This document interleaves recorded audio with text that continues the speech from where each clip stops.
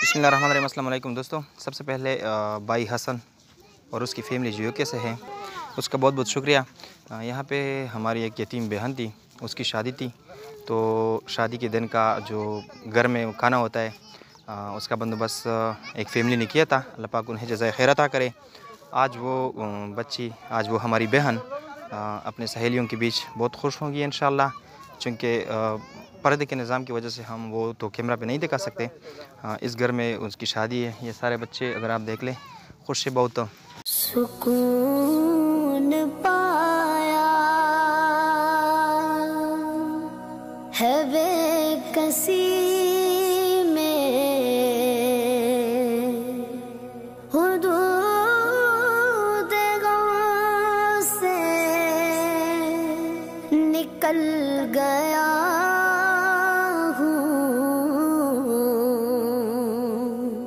ख्याल